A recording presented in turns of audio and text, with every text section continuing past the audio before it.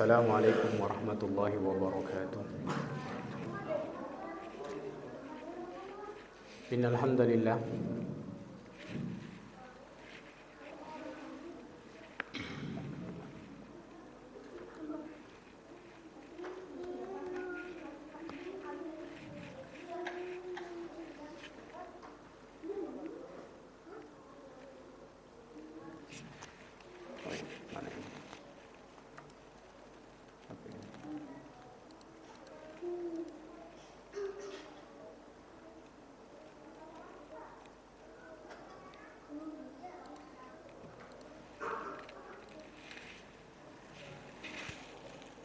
Oke.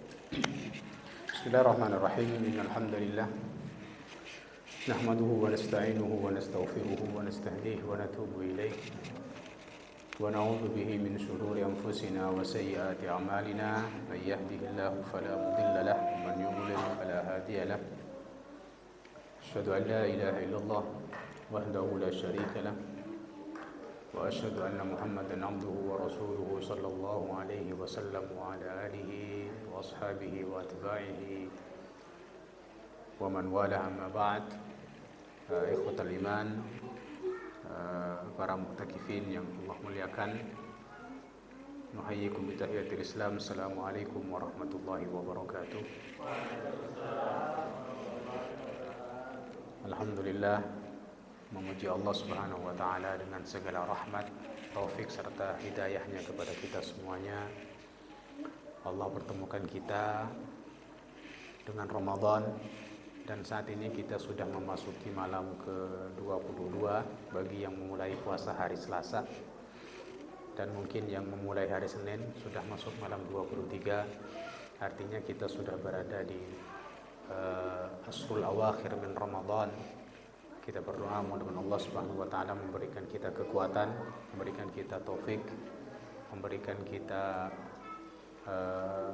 perlindungan, riayah, sehingga kita kemudian di asrul awakhir ini, khususnya di malam-malam asrul awakhir ini, kemudian kita bisa memaksimalkan daya upaya kita untuk meningkatkan ubudiyah kita, untuk meningkatkan amal soleh kita, untuk bertaqarrub kepada Allah Subhanahu wa taala. Apalagi di asrul awakhir ini ada satu malam yang menurut Al-Qur'an lebih baik dibandingkan 1000 bulan, yaitu Lailatul Qadar. Semoga Allah Subhanahu wa taala memberikan kita kesempatan untuk bisa mendapatkan kemuliaan Lailatul Qadar itu. Amin ya rabbal alamin. Teman-teman sekalian yang Allah muliakan, sesuai dengan tema yang sudah ditentukan oleh panitia I'tikaf, kajian malam kita atau kajian kita di malam hari ini merujuk kepada satu buku Fiqhu An-Nasr wa Tamkin atau Tafsirul Mu'minin bi Fiqhi An-Nasr wa Tamkin, karya Dr. Muhammad Ali Muhammad As-Sallabi, khususnya di bab yang ketiga, bab tentang marahil at-tamkin wa ahdafihi. Jadi fase-fase untuk fase-fase kemenangan dan fase-fase kejayaan. Tentunya kemenangan umat Islam sekaligus tujuan dari fase ini. Mungkin semalam di pertemuan pertama sudah dibahas tentang pembahasan pertama tentang ini, yaitu marahil tamkin wa ahdafuhu, ya. Dan di antara marhalah tamkin itu, setelah marhalah ta'rif bil Islam, ya, karena yang pertama, pembahasan yang pertama tentang fase yang pertama adalah fase untuk memperkenalkan Islam kepada manusia sebagai tahapan pertama, ya. Jadi tahapan tamkin yang pertama itu adalah memperkenalkan Islam kepada manusia. Dan pembahasan kita di malam hari ini, yaitu bahasan yang kedua tentang marhalah yang kedua, yaitu marhalah i'dad al-anasir allati tatahammal ad-da'wah.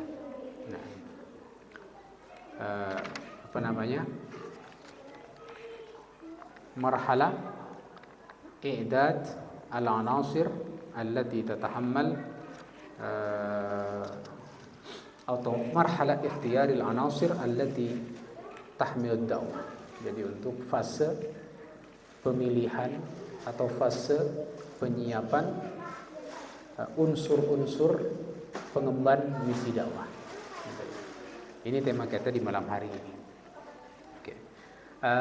Fase ini menjadi fase yang sangat penting. Bahkan di antara fase-fase marahil tamkin ini merupakan fase yang sangat penting karena fase ini merupakan fase di mana untuk menggapai kemenangan atau tamkin tadi atau an-nasr tadi, maka diperlukan kader-kader atau unsur-unsur yang siap untuk mengemban risalah dakwah, mengantarkan syariat Allah menuju kemenangan dan kejayaannya. Fase ini penting karena ternyata semua anbiya, semua para rasul Allah Subhanahu wa taala yang diberikan amanah untuk menyampaikan risalah syariat Allah kepada manusia, kepada umatnya masing-masing, semua anbiya itu melakukan fase ini. Ya, jadi memilih orang-orang yang siap menyambut seruan risalah Allah Subhanahu wa taala. Jadi para anbiya itu akan menyampaikan risalahnya kepada manusia, kemudian yang siap menyambut risalahnya itu kemudian dijadikan sebagai kader pendukung risalahnya, sebagai sahabatnya gitu ya. Nah, kemudian yang menunjukkan pentingnya fase ini, para anbiya itu menanamkan nilai keimanan dan akhlak luhur kepada orang-orang yang siap menyambut dakwahnya itu. Nah, kemudian setelah ditanamkan nilai, lalu mereka itu oleh para anbiya dididik, dibina untuk menjadi generasi tangguh yang siap untuk mengemban perjuangan dakwah ila Allah Subhanahu wa taala. Makanya kemudian fase ini menjadi sangat penting. Dan sepanjang zaman setelah masa anbiya itu habis, maka para ulama baik dari kalangan sahabat, kalangan tabi'in dan selanjutnya para ulama dan para duat itu memberikan perhatian yang sangat besar, memberikan fokus yang sangat besar terhadap fase ini. Itu fase apa? Fase menyiapkan generasi yang tangguh untuk terus menyampaikan risalah dakwah, terus menyampaikan Islam ini sampai menuju puncak kejayaannya. Makanya ketika Rasulullah wafat kan, para sahabat tidak diam. Para sahabat yang Rasulullah didik, dicetak oleh Rasulullah sebagai generasi terbaik, mereka bergerak, ekspansi, sehingga dalam tempo 10 tahun berikutnya, 20 tahun berikutnya, Islam yang hanya tadinya di Jazirah Arab ternyata kemudian melebar sampai ke Afrika, sampai ke ke Persia, sampai ke Yaman, kemudian terus bahkan sampai ke Asia bagian timur, Asia Tenggara, bahkan kemudian juga sampai ke barat, ke Eropa. Kenapa? Karena para sahabat sebagai penerus Rasulullah atau sebagai warathatul anbiya, kemudian mereka terus fokus untuk mencetak generasi berikutnya. Ada yang gugur di medan perang, ada yang wafat, tampil generasi berikutnya untuk kemudian mengantarkan Islam menuju kejayaannya. Maka kemudian fase ini menjadi fase yang terpenting dalam at-tamkin, dalam menggapai at-tamkin wan nasr bagi umat Islam. Nah, apa tujuan dari marhalah ini? Jadi marhalah itu ada tujuannya. Jadi marhalah ini ketika disebut dengan marhalah memilih unsur-unsur atau kader-kader yang tangguh, yang unggul untuk menggapai kejayaan dan kemenangan Islam. Jadi tujuan yang pertama adalah ketika di fase sebelumnya semua dai itu kemudian menyampaikan Islam kepada manusia secara umum, siapapun yang ditemukan kemudian disampaikan Islam, diserukan Islam kepada mereka. Ini agama kami, ini syariat kami, la ilaha illallah Muhammadur Rasulullah. Gitu kan? Lalu kemudian di antara yang disampaikan itu ada sebagian mungkin yang kemudian tertarik kemudian untuk mempelajari Islam lebih dalam, bahkan siap untuk menjadi generasi yang akan menyebarkan Islam. Maka tujuan dari fase berikutnya, fase ini adalah memilih sekaligus menyaring hasil dari marhalah ad-dakwah yang sebelumnya, marhalah at-ta'rif bid-dakwah wal Islam sebelumnya, disaring.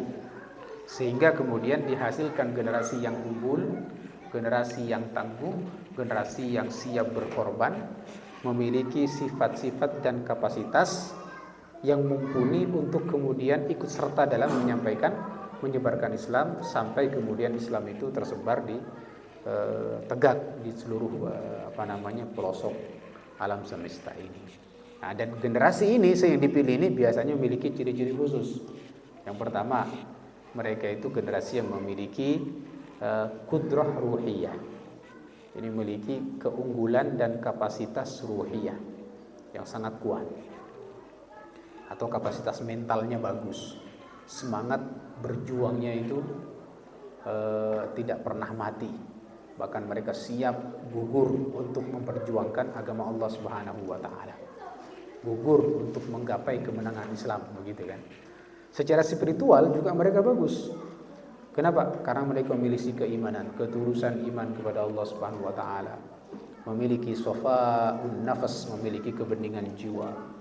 Bahkan mereka adalah generasi yang senantiasa merasa muraqabatullah, merasa Allah senantiasa mengawasi mereka, bahkan mereka selalu merasa Allah menyertai mereka. Jadi di satu sisi mereka merasa Allah awasi, ya, dan mereka juga merasa Allah menyertai mereka. Karena yang mereka kemudian tidak pernah surut, tidak pernah takut untuk membela, memperjuangkan kebenaran.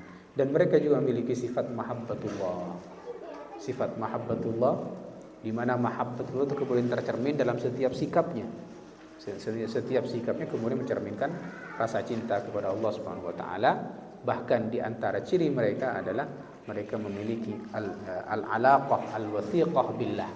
Mereka memiliki keterikatan, memiliki hubungan yang sangat kuat dengan Allah Subhanahu wa taala dalam setiap hal. Dalam setiap urusannya itu kembali kepada Allah Subhanahu wa taala. Ini disebut dengan qudrah ruhiyah. Dan generasi ini yang dipilih sebenarnya di fase ini. Mungkin dari jutaan yang telah mengenal Islam dipilih mungkin ribuan atau mungkin cuma puluhan gitu kan, atau mungkin puluhan ribu kemudian disaring, tapi mereka yang tersaring itu sudah memiliki ini qudrah ruhiyah yang sangat tinggi. Nah, ketulusan iman, kemudian kemurnian jiwa, sifat muraqabatullah yang juga sangat kuat, mahabbatullah juga sangat kuat gitu ya. Kemudian juga di samping itu mereka juga memiliki qudrah akliyah. Dipilih juga, disaring agar kemudian ditemukan generasi yang tidak hanya imannya tinggi tapi juga memiliki qudrah akliyah. Memiliki apa? Qudrah akliyah, yaitu kapasitas keilmuan yang mumpuni. Jadi kapasitas akal, kapasitas kecerdasan. Gitu kan. Apa disebut dengan qudrah akliyah di sini? Yaitu apa? Mereka memiliki kemampuan untuk memahami ilmu berdasarkan dalil. Jadi bukan berdasarkan prasangka atau praduga kosong. Jadi kecerdasan yang mereka miliki itu kemudian bisa menghasilkan, jadi ilmu yang kemudian bisa menghasilkan kerja-kerja yang nyata.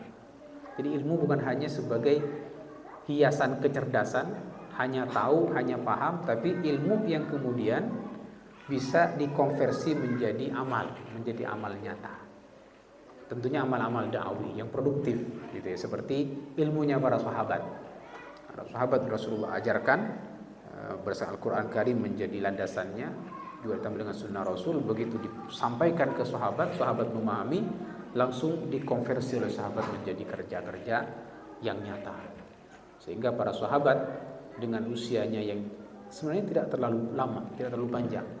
Sahabat yang paling tua itu kalau nggak salah usianya hanya 106 kalau nggak salah begitu ya. Yang paling tua itu gitu ya. Artinya rata-rata jumlah sahabat kan usianya 50, yang gugur di medan perang 60 gitu kan, yang sampai 80 itu sangat sedikit gitu ya. Tapi mereka dengan usia yang sangat pendek, mereka mampu kemudian mengkonversi ilmu yang diajarkan oleh Rasul menjadi kerja-kerja. Itulah kemudian qudrah akliyah namanya. Nah, selain itu generasi ini juga ilmu yang mereka dapatkan itu menghasilkan sikap yang sangat bijak. Sehingga kemudian mereka menjadi generasi yang sabar, generasi yang tidak terburu-buru, tidak serampangan dalam menilai manusia. Ya, tidak serampangan menilai manusia, tapi sabar dalam menyampaikan dakwah. Mungkin sekali manusia diseru tidak beriman itu tidak kemudian dihukumi, tapi mungkin mereka sabar. Ya, ternyata memang manusia itu ada yang cepat untuk menyambut dakwah, ada juga yang perlu waktu yang cukup lama untuk bisa iktina, menjadi puas dengan Islam itu. Kemudian juga kudrah akliyah itu juga yang mereka miliki, itu kemudian berupa kemampuan berpikir secara mendalam dan secara matang terhadap hal-hal yang tersimpan di balik makhluk-makhluk Allah di alam semesta ini.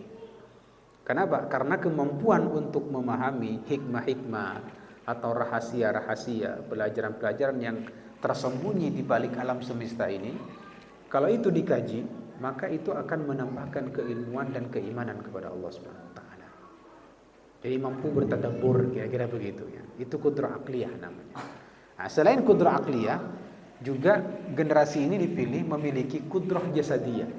Memiliki apa? Kemampuan fisik yang juga bagus. Jadi kemampuan fisiknya juga tangkas gitu ya, yang kemudian ketika di medan pertempuran misalnya atau di medan dakwahnya itu terjal, maka dia kuat untuk mengemban risalah dakwah itu. Kalau mungkin nanti dakwahnya bertemu dengan lawan yang kemudian harus beradu fisik, bahkan beradu senjata yang kita sebut dengan perang, mereka juga kuat. Kenapa? Karena memiliki generasi yang memiliki fisik yang kuat, sehat, ditambah lagi dengan kekuatan ruhiyah, iman yang tidak takut mati, bahkan mereka siap untuk gugur di medan pertempuran atau di medan dakwah, begitu kan. Ditambah lagi dengan ketangkasan fisik, kesehatan fisik, maka kemudian itulah yang mengantarkan kenapa kok generasi pertama itu walaupun jumlahnya sedikit mampu untuk mengantarkan dakwah Rasul mendapatkan kemenangan dan kejayaan waktu itu. Selain kudrah jasadiyah, ternyata mereka juga yang dipilih di fase ini adalah orang-orang yang memiliki kudrah harakiyah. Jadi kemampuan untuk bergerak atau menggerakkan orang lain. Jadi ilmu kudrah ilmiah yang dia miliki tadi, kudrah akliyah, kudrah imaniyah gitu kan.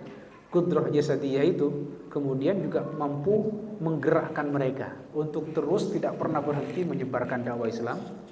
Dan kemudian juga mereka bukan hanya bergerak, tapi juga menggerakkan orang lain. Menggerakkan orang lain.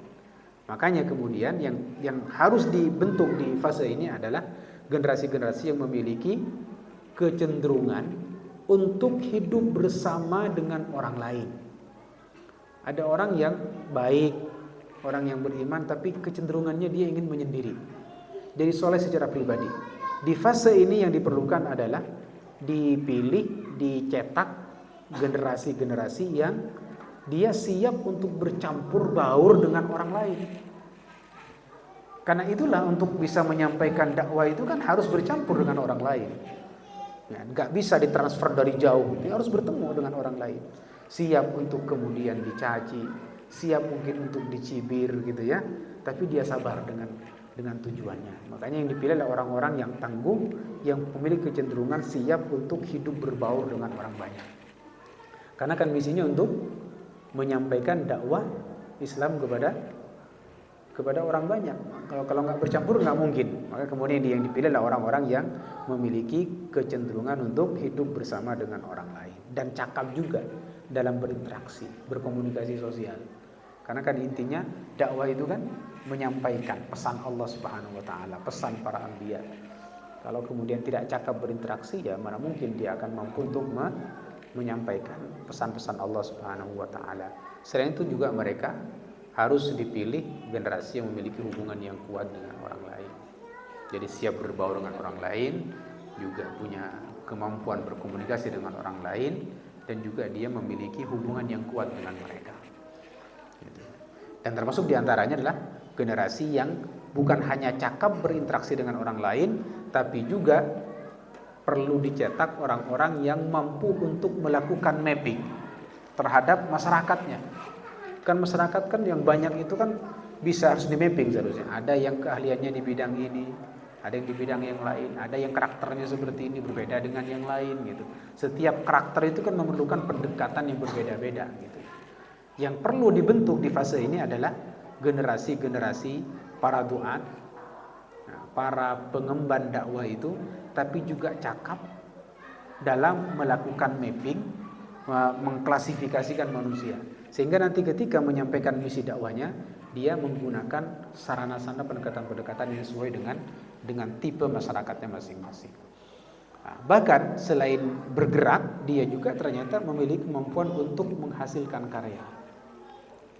Jadi bekerja, bukan hanya bekerja, tapi bekerja menghasilkan karya. Gitu. Siap bekerja menjalankan program dakwah, siap bekerja untuk mengantarkan kemenangan, menggapai kemenangan umat. Bahkan bisa juga dia harus siap untuk bergabung dengan kelompok-kelompok atau pergerakan-pergerakan atau organisasi yang memang sudah bekerja untuk dakwah. Kan di kita kan banyak organisasi dakwah. Misalnya kalau di Indonesia yang besar kan ada Muhammadiyah, ada Nahdlatul Ulama, ada Nahdlatul Watan, ada Al-Wasliyah gitu kan. Banyak pergerakan-pergerakan di Indonesia yang kemudian bergerak di bidang dakwah. Jadi memang yang harus dicetak adalah orang-orang yang siap untuk bekerja untuk dakwah atau dia siap bergabung dengan organisasi yang sudah ada.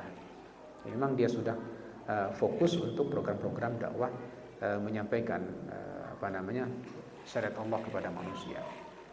Termasuk juga dia berjiwa positif, tidak mudah mengeluh dan tidak mudah putus asa gitu. Karena kan jalan dakwah itu jalan yang sangat terjal, artinya tidak mudah begitu ya.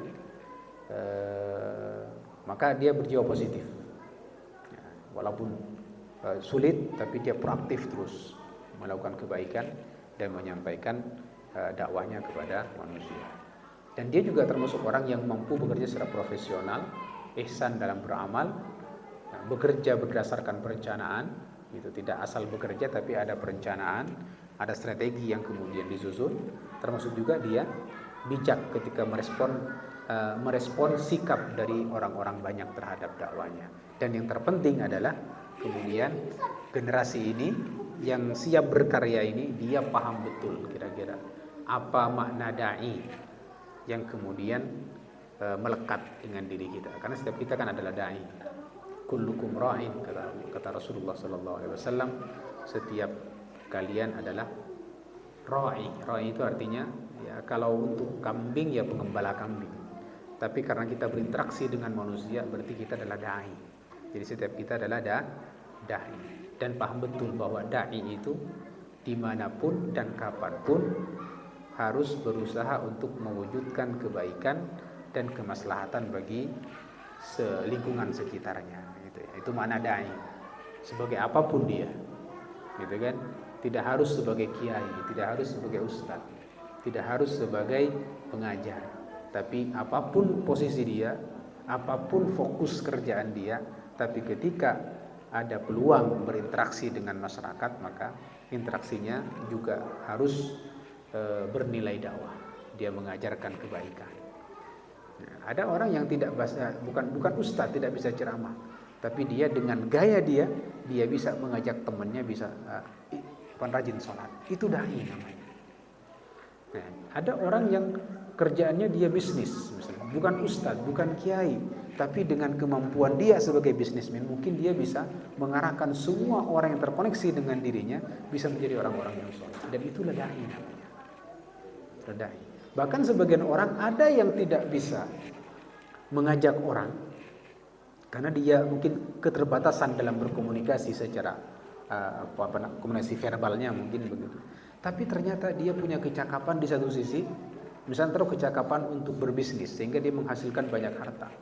Seorang dai ketika dia tidak bisa menyampaikan pesan secara langsung kepada orang objek dakwahnya, maka dia berperan serta dengan harta yang dia miliki.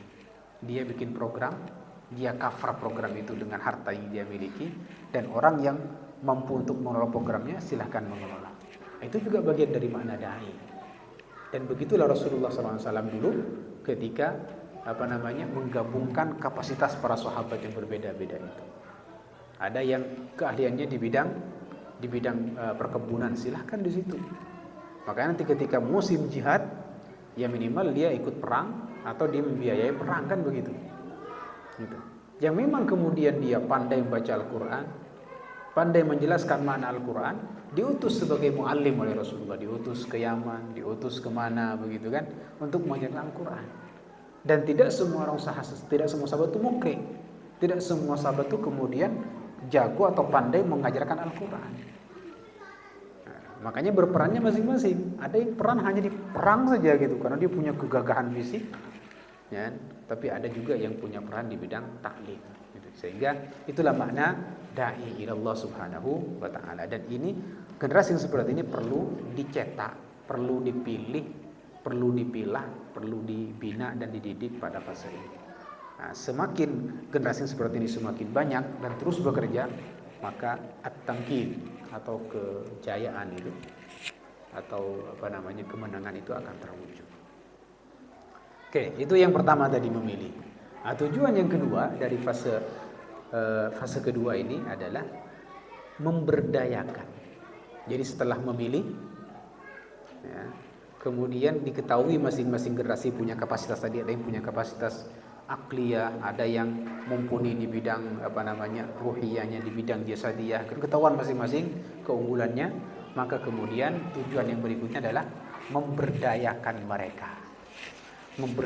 mereka atau mendelegasikan tugas-tugas dakwah kepada mereka. Dan apa tujuannya? Tujuannya adalah untuk mendelegasikan tugas itu kan menuntut beberapa hal. Yang pertama adalah perlu menetapkan tujuan dari setiap amal-amal da'awi itu yang akan setiap amal, setiap tugas yang akan didelegasikan itu harus definitif. Misalnya apa tugasnya? Makanya Rasulullah kan ada yang ditugaskan untuk belajar bahasa asing. Ada Zaid, ya. Zaid yang oleh Rasulullah tidak banyak terjun ke medan perang, tapi diutus untuk belajar bahasa Ibrani, belajar bahasa Suryani, gitu kan? Nah, belajar bahasa-bahasa yang lain. Kenapa? Karena kapasitas Zaid di situ, gitu loh. Punya kapasitas keilmuan yang mengungguli yang lain. Gitu. Diutus, antum sangat singkat dia ternyata bisa belajar beberapa bahasa.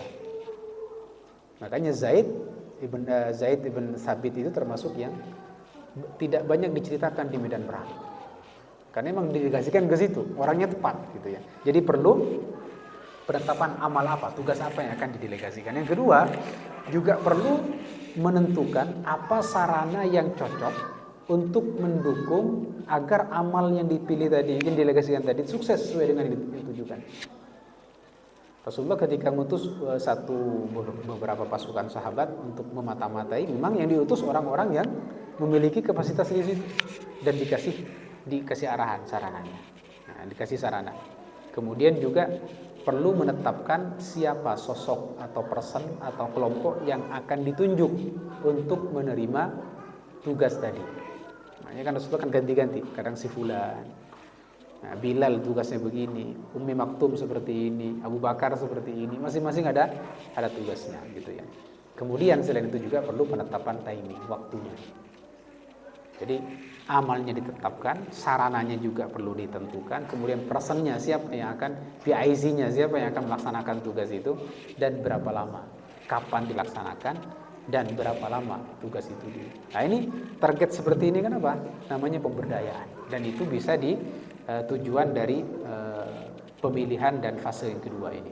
Kemudian yang ketiga, setelah kita mendelegasikan tugas, juga untuk menyiapkan tujuan ketiga di fase ini punya tujuan untuk menyiapkan, membina, mencetak generasi yang siap bekerja untuk program-program kemenangan dakwah itu, gitu ya. Berarti tadi kan menyiapkan individu-individu yang kemudian pejuang dakwah, kemudian juga meningkatkan kapasitas mereka. Jadi setelah disiapkan juga orang, tapi ditingkatkan kapasitasnya. Karena kan namanya kemampuan itu kan berkembang, gitu ya. Makanya ada sahabat yang masih kecil, Rasulullah kemudian Zaid ibn Harithah itu kan ketika ditunjuk menjadi komandan perang itu kan masih usia berapa? Sangat muda, 16 tahun, 17 tahun begitu. Padahal di belakangnya banyak sahabat yang sudah senior. Kenapa? Karena tujuan Rasul adalah ingin mengupgrade. Gitu. Bapaknya berjuang, biasanya anak juga punya mental berjuang, tapi kan perlu dilatih, perlu di-upgrade. Makanya kemudian dikasih tugas oleh Rasulullah. Di-upgrade oleh Rasul. Apanya? Fisiknya di-upgrade, kemudian fikriyahnya juga kemampuan akademisnya juga di-upgrade gitu. Bahkan ruhiyahnya juga, keimanannya di-upgrade, bahkan juga khuluqnya. Makanya ada pembinaan khusus oleh Rasulullah SAW. Ada secara fisik dilatih biar menjadi lebih kuat, akalnya lebih cerdas, keimanannya semakin mantap. Bahkan finansial juga dibantu, diarahkan agar dia menjadi orang yang lebih mandiri gitu kan.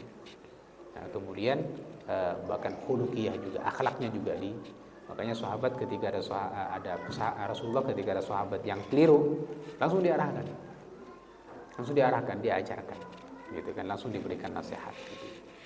Nah, sehingga fase menyiapkan generasi dakwah ini dianggap sebagai fase yang terpenting. Kenapa? Karena ternyata dampaknya langsung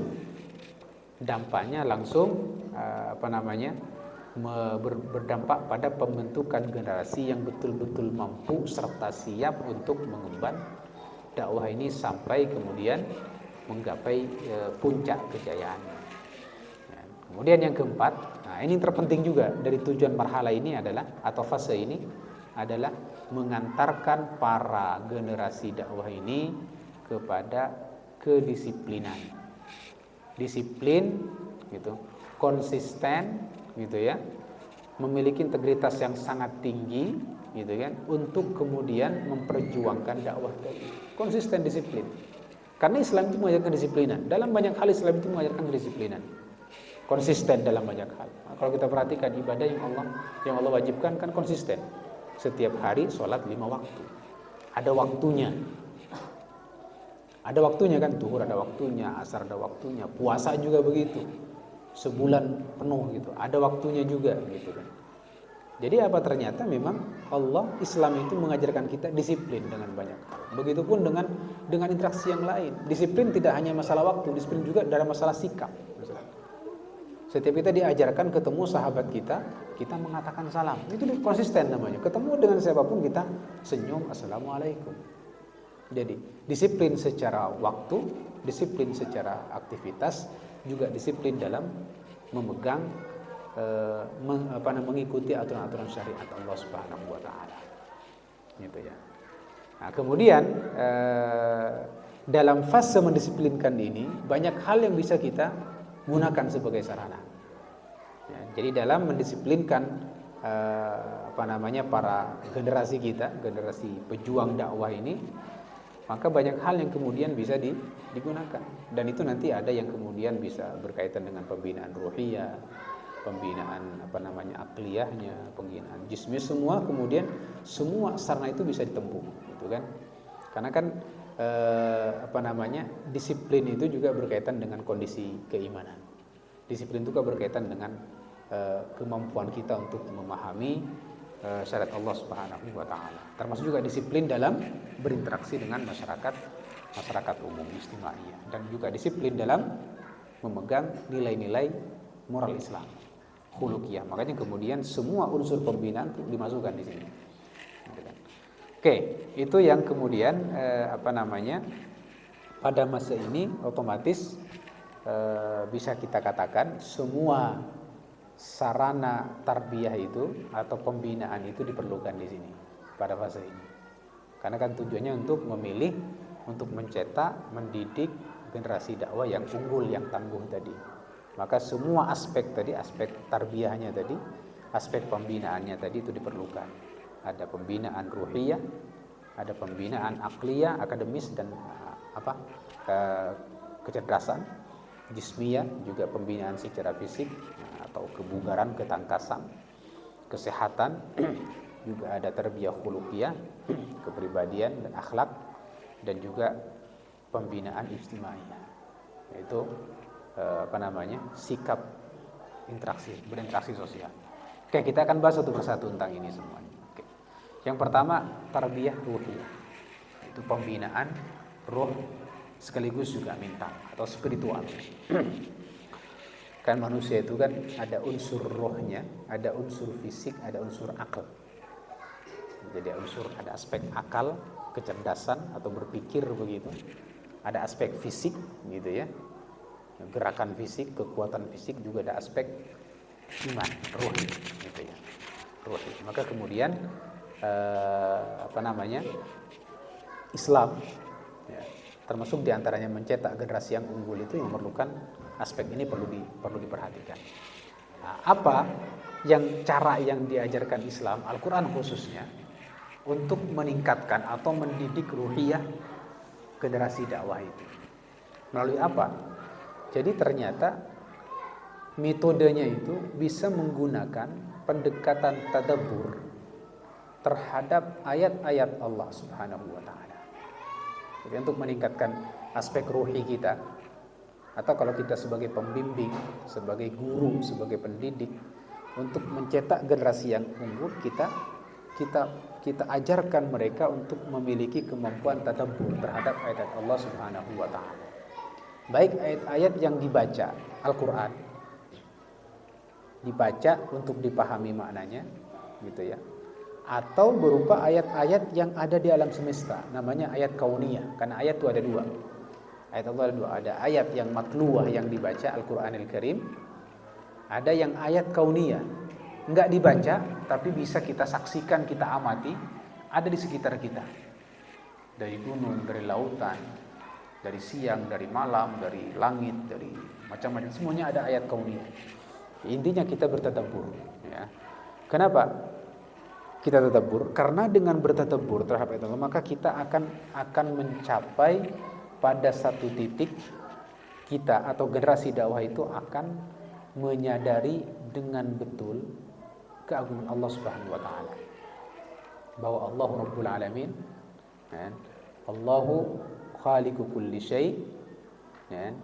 Karena Allah Rabbul Alamin, maka berarti diri kita itu sepenuhnya berada dalam kuasa Allah, dan kita diberikan amanah untuk menyampaikan syariat Allah Subhanahu wa taala. Makanya kalau kita temukan dalam Al-Qur'an, kitabun anzalnahu ilaika mubarak, kan begitu kan, liyadabbaru ayati. Nah, Al-Qur'an adalah kitab anzalnahu yang kami turunkan ilaika kepada Muhammad, mubarak, di dalamnya mengandung keberkahan. Kenapa Al-Qur'an yang diturunkan? Liyadabbaru ayati. Tujuannya agar manusia itu kemudian bertadabbur, mentadabburi ayat-ayatnya. Waliyatadzakkarul albab, dan orang-orang yang cerdas itu, yang memiliki akal, kemudian mampu mengambil pelajaran dari ayat-ayat ini. Makanya tadabbur gitu kan. Kalau kita perhatikan dalam Al-Qur'an, banyak sekali ayat yang kemudian memicu kita untuk mengamati alam semesta. Salah satunya ini, inna fi khalqis samawati wal ard wa ikhtilafil laili wan nahari la ayatin liul albab. Sungguhnya dalam penciptaan langit dan bumi, bergantinya siang malam itu kan, di dalamnya terdapat ayat, bukti-bukti kebesaran Allah. Bagi siapa? Bagi ulil albab, orang yang memiliki tadi kecerdasan akliyah, sehingga dia mampu bertadabbur, mampu mengambil hikmah di balik itu. Siapakah mereka? Alladzina yadhkurunallaha qiyaman wa qu'udan wa 'ala junubihim, orang-orang yang berzikir kepada Allah baik ketika berdiri mengamati alam semesta, au qu'udan ketika sedang duduk begitu kan, bahkan ketika berbaring pun, ketika sedang mau tidur berpikir. Wa idza fakkaruna fi khalqis samawati wal ard, sambil mengatakan rabbana ma khalaqta hadza batila. Ini kan banyak ayat seperti ini menjelaskan tentang fenomena alam semesta. Kenapa Allah menyampaikan itu? Allah ingin mengajak kita untuk mentadabburi ayat-ayat itu, tentang hujan, tentang gunung, tentang langit, tentang bumi, tentang lautan gitu ya, tentang ternak, tentang tumbuh-tumbuhan, ya, agar kemudian kita mentadabburi semua ayat-ayat itu. Yang kedua, tarbiyah ruhiyah bisa ditempuh dengan cara apa? Dengan cara mengkaji dan merenungi sifat-sifat Allah Subhanahu wa taala dan juga dengan memahami dan mengkaji ilmu Allah Subhanahu wa taala yang sangat luas, yang meliputi segala sesuatu yang ada di alam semesta ini. Termasuk diantaranya alamul ghaib. Jadi ada alamus syahadah yang terlihat di depan kita. Ilmu Allah kemudian mencakup semua yang ada ini. Bahkan yang tidak tampak di kita, alamul ghaib, Allah juga tahu. Kalau kemudian kita bisa menghadirkan, merasakan betapa luasnya ilmu Allah, maka disitulah kemudian kita akan sampai kepada mengantarkan kita kepada mengagungkan Allah Subhanahu wa taala. Dan ketika kita sudah mengagungkan Allah dan Allah kita iman Allah itu maha besar, maha agung, maka disitulah secara ruhi kita akan meningkat. Sehingga dalam Al-Quran juga banyak ayat-ayat yang menyebutkan seperti itu. Diantaranya walillahil asmaul husna fad'uhu biha. Allah memiliki nama-nama yang baik, nama-nama yang indah, maka fad'uhu biha, gunakan untuk berdoa. Dan kita akan mampu menggunakan nama-nama untuk berdoa ketika kita paham maknanya. Dan ketika kita berdoa dengan nama-nama itu, berarti kita yakin bahwa pemilik nama itu adalah zat yang maha agung, gitu kan. Bahkan Rasulullah mengatakan inna lillahi tis'an wa tis'ina isman. Allah itu memiliki 99 nama. Kalau kemudian kita tadabburi itu yang 99, kita baca, kita tadabburi gitu ya, kita pahami sifat-sifatnya yang dikandung di dalamnya. Kita pahami konsekuensinya, bahkan kita gunakan, kita lakukan konsekuensi dari nama-nama 99 itu apa? Dakhalal jannah, pasti masuk surga. Makanya kata ulama, kata-kata ahsaha di sini bukan hanya kita menghafal lafadznya, tapi kita menghafalkan lafadznya. Nama-nama Allah 9 itu dihafalkan lafadznya, kemudian dijadikan sebagai zikir, sebagai untuk berdoa, tapi kita juga paham sifat-sifat yang dikandung di dalamnya. Bahkan kemudian kita memposisikan diri sesuai dengan sifat-sifat Allah itu. Nah, jadi contoh dari man ahsaha atau man ahsa asma Allah, contoh atau dalam teknisnya penerapan kita sedang mengihsa nama Allah itu ketika kita menyebut Al-Alim. Al-Alim itu kan artinya yang maha mengetahui. Nah, kemudian kita paham Allah itu punya ilmu, di mana ilmunya Allah itu mencakup segala sesuatu, enggak ada satupun yang tersembunyi di hadapan Allah Subhanahu wa taala. Kemudian apa konsekuensinya? Karena Allah Maha tahu, berarti posisi kita, karena Allah mengetahui apapun, bahkan apapun yang belum kita katakan saja Allah sudah tahu. Berarti Allah itu mengetahui apapun yang kita lakukan, apapun yang kita ucapkan, apapun yang kita niatkan. Kalau kita sadar seperti itu, mungkinkah kita bermaksiat kepada Allah? Enggak kan? Karena kita sadar betul bahwa Allah itu mengetahui dan ilmunya tidak ada penghalang. Gitu ya. Kenapa kok pasti ke surga? Karena orang yang kemudian mampu memposisikan dirinya di hadapan asma Allah dengan cara seperti ini, maka yakin dia akan minim sekali untuk bermaksiat kepada Allah. Allah di antara namanya Ar-Raqib. Apa artinya Ar-Raqib? Maha memantau, mengetahui. Al-Khabir, gitu kan. Apalagi maka kita akan merasa kapanpun, dimanapun, kecil, lemah, dan kemudian kita tidak akan bisa sembunyi dari Allah. Ketika itu terus menyertai kita, pasti kita akan terjaga amal kita. Makanya Rasulullah mengatakan dakhalul jannah. Jadi ketika kita terus mentadabburi dan mengkaji sifat-sifat dan nama-nama Allah, bahkan kita hadir terus bahwa ilmu Allah itu tidak pernah tertutup dari apapun. Artinya tidak ada makhluk ini yang kemudian lepas dari pengetahuan Allah. Kalau itu hadir, maka sifat ruhiyah kita akan semakin tinggi. Itulah tarbiyah ruhiyah di situ. Kemudian ketiga, tentunya juga untuk meningkatkan ruhiyah itu atau mencetak generasi yang memiliki ruhiyah yang tinggi, yaitu dengan apa? Dengan ibadah. Ibadah itu secara umum apapun bentuknya, dan itu akan meningkatkan ruhiyah kita. Gitu kan? Baik ibadah yang diwajibkan untuk dilakukan atau diwajibkan untuk ditinggalkan. Jadi ibadah itu kan ada yang diwajibkan untuk dilakukan seperti sholat, ada yang diwajibkan untuk ditinggalkan. Ya, itu maksiat itu kan gitu ya. Atau ibadah-ibadah yang hanya dianjurkan, sunnah untuk dilakukan. Gitu kan. Baik ibadah khusus seperti sholat yang ada tata caranya, ada gerakannya, ada bacaannya, ada jumlah rakaatnya gitu. Atau ibadah secara umum seperti melakukan kebaikan untuk orang lain. Itu kan ibadah secara umum. Kita bekerja untuk menghasilkan rezeki yang halal, lalu kita infakkan fisabilillah, itu kan ibadah secara umum gitu ya. Jadi intinya semua ibadah itu ketika kita lakukan maka akan meningkatkan ruhiyah kita. Dan ibadah itu apabila kita wujudkan sesuai dengan syarat dan rukun dan ketentuannya, maka apa nilai dampaknya? Akan menguatkan hubungan kita dengan Allah, akan memperdekat kita dengan Allah Subhanahu wa taala. Dan ketika dekat, ruhiyah berarti semakin tinggi. Jadi itu yang akan kita didikkan kepada generasi ini adalah generasi yang kemudian mudah untuk beribadah kepada Allah. Mudah untuk beribadah kepada Allah Subhanahu wa taala. Ibadah itu dampaknya akan membuat orang pelakunya itu akan mudah untuk berbuat baik. Nah, makanya kita didik untuk banyak beribadah. Dan jangan dipaksa dengan satu ibadah tertentu. Biarlah memilih ibadah yang sesuai dengan passionnya masing-masing. Ada orang yang ibadahnya yang tentunya yang wajib itu pasti. Kalau yang sholatnya pasti kita didik. Jangan sampai ada generasi yang melalaikan sholat. Puasanya juga begitu.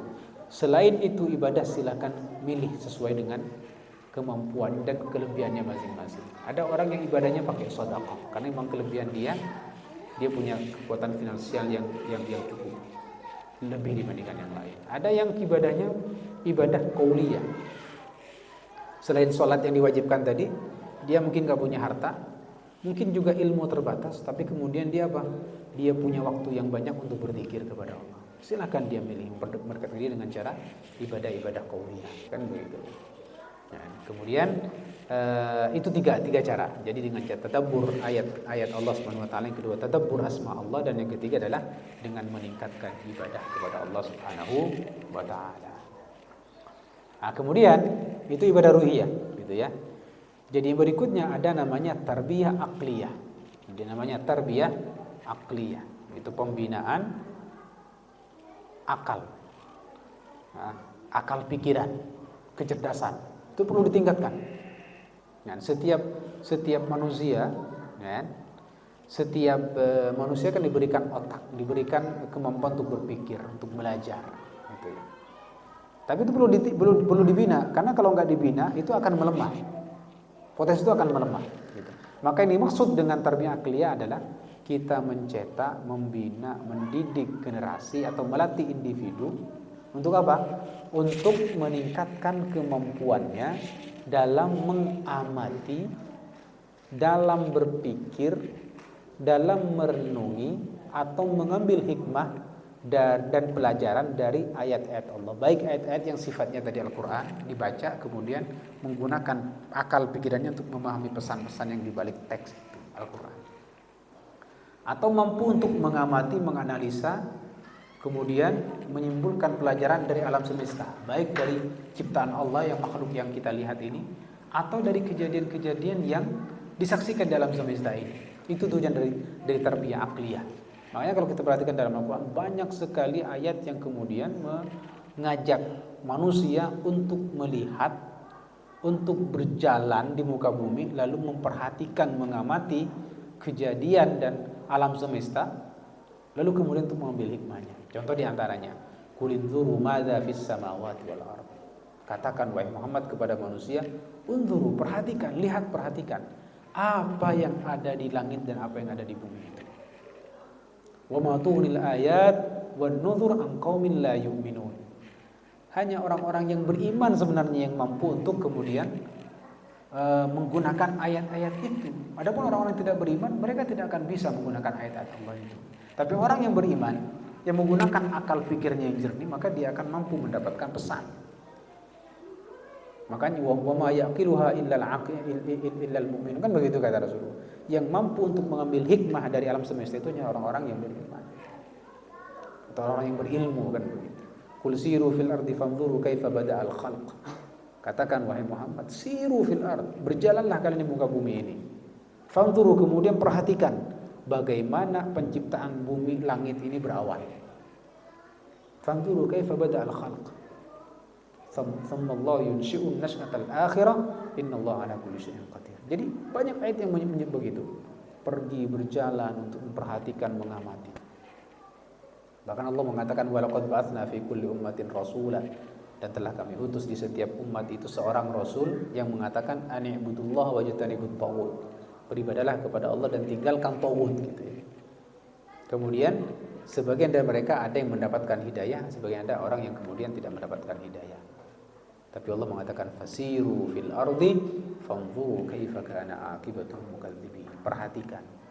Berjalanlah di muka bumi, perhatikan apa akibat yang diterima oleh orang-orang yang tidak beriman kepada Allah. Apa akibat buruk yang menimpa orang-orang yang kufur dan ingkar terhadap syariat Allah. Kan Allah berikan azab. Kalau kita mengamati, oh ternyata orang yang beriman begitu akibat akhirnya. Kalau orang yang menentang syariat Allah, oh ternyata akibatnya begitu. Orang yang menggunakan akalnya, nah itu namanya tarbiyah akli itu begitu. Jadi mendidik individu, termasuk mendidik diri kita, untuk menjadi orang yang mampu mengamati ayat-ayat Allah Subhanahu wa taala, mampu mengamati kejadian-kejadian alam semesta, lalu kita mengambil hikmahnya di situ. Itu termasuk diantaranya orang yang buruk apa akibat yang diterima, dan orang yang baik seperti apa akhir hidupnya, kan begitu ya. Makanya di Al-Quran kan banyak kisah-kisah para kaum yang dihancurkan, juga kisah-kisah sosok atau individu yang Allah berikan keberkahan hidupnya. Gitu. Agar apa? Agar kita membaca cerita mereka, merenungi mempelajari pri kehidupan mereka, apa yang mereka lakukan, baru kemudian mengambil pelajaran dari apa yang terjadi pada hidup mereka. Itu namanya tarbiyah akliyah. Kemudian akal itu merupakan anugerah Allah yang terbesar bagi manusia, gitu kan? Bahkan akal itu kemudian dalam banyak hukum, dalam banyak syariat itu menjadi manatut tasyri', gitu ya, akan menjadi apa?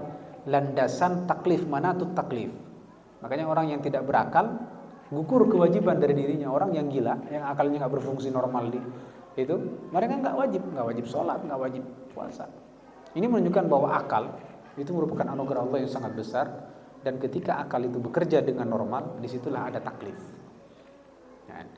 Bagaimana kemudian Islam atau apa metode Islam untuk mentarbiyah akal manusia, mendidik atau memperbaiki akal manusia itu seperti apa cara mentarbiyahnya atau mendidiknya? Nah, banyak hal itu dalam Islam. Di antaranya pertama tadi, Islam mengarahkan akal agar tidak tunduk pada praduga-praduga yang tidak bermakna, yang tanpa dalil, ya, tanpa bukti, gitu. Tapi dianjurkan untuk mengikuti dan juga dilarang untuk taklid. Itu kan kenapa? Karena akal itu untuk berpikir, mengamati, kemudian memahami rahasia atau hikmah di balik sesuatu. Makanya Islam itu mengarahkan kita untuk tidak taklid buta. Tapi ketika ada sesuatu dipelajari apa manfaatnya, apa hikmahnya, gitu ya. Itu Islam begitu kerjanya. Maka iyattabi'una illa dhann, maka orang-orang yang hanya mengikuti praduga saja tanpa landasan dalil atau taklid buta, itu dicela oleh Al-Qur'an. Dicela.